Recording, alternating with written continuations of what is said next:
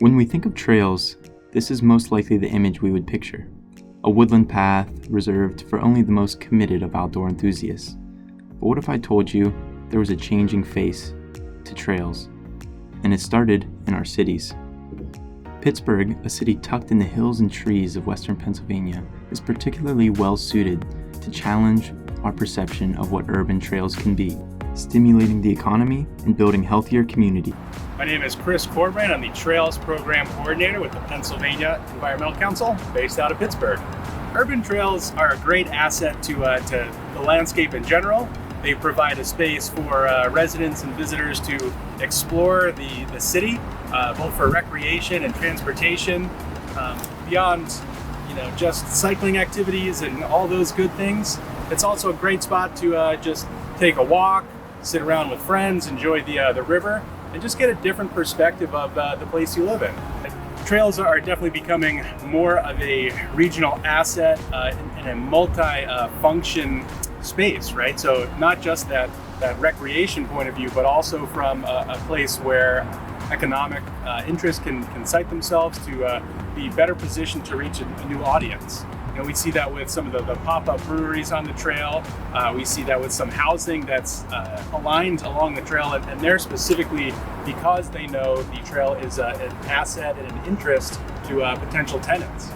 Peck has put together the COVID report based on trail use during the pandemic, and for the most part, everyone found that trail use has been up to pretty much historic levels.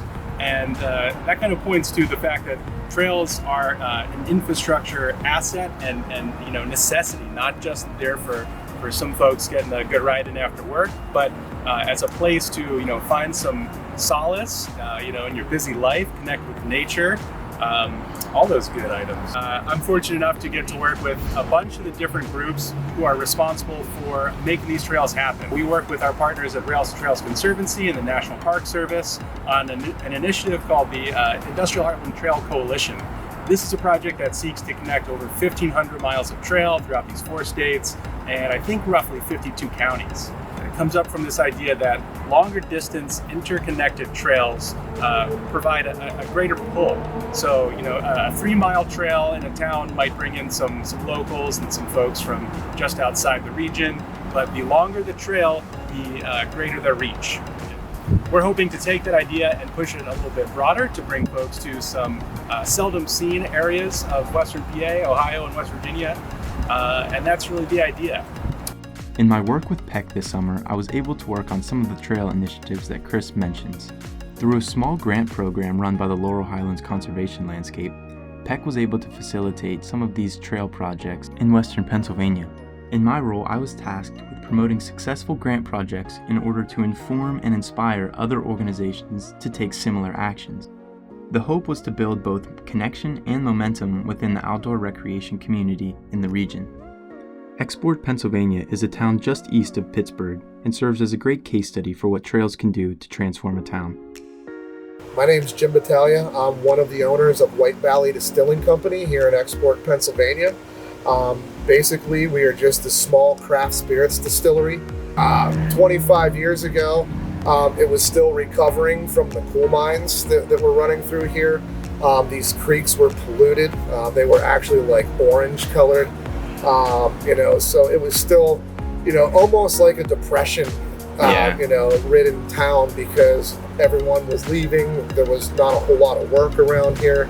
With its dark industrial days in the past, Export could finally start to recover. I think it was an influx of fresh ideas that kind of started about 10 years ago. Yeah. To where, it naturally started to progress, in the positive anyways.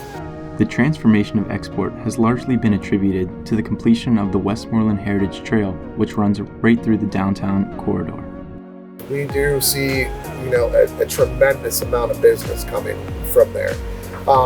Between the trail and there's a thing called the Pour Tour, and a lot of times the two things combine because we have a lot of people that do the Pour Tour by coming on the trail on their bikes. You'll get teams of bikes that come through here. That will stop by. So absolutely the trail, it keeps us on the map. The trail has really helped us out.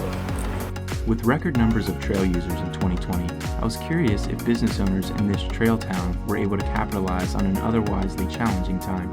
The pandemic was probably the best thing that ever happened to this town because, again, the bar owners were very progressive, in their manner of thinking to creating outdoor venues and capitalizing on the trail traffic.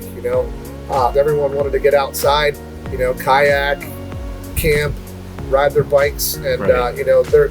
this trail was packed the entire time during last summer when we were at the height, of the pandemic, and it all ended right down there in Export. The restaurants, a lot of them boasted the highest sales that they've ever had, during a pandemic when most are closed. A story like this reminds me why I am so grateful to have been able to work with Peck this summer, especially on an issue that has the power to lift up people and communities.